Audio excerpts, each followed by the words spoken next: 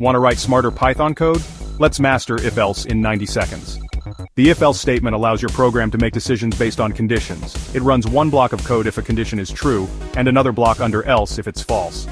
Also, Python relies on indentation and whitespace at the beginning of a line to define scope of the code under if or else block. Other programming languages often use curly brackets for this purpose.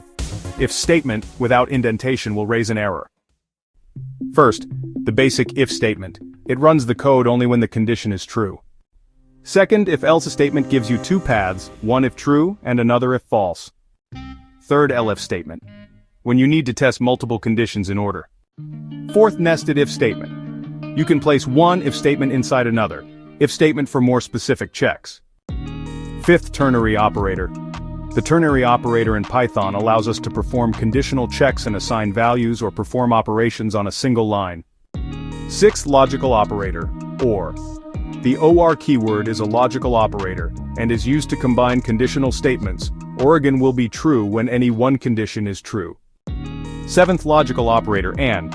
The AND keyword is a logical operator and is used to combine conditional statements and will be true only when both conditions are true. Now you know 7 smart ways to write conditions in Python. Follow for more coding tips. Subscribe for more.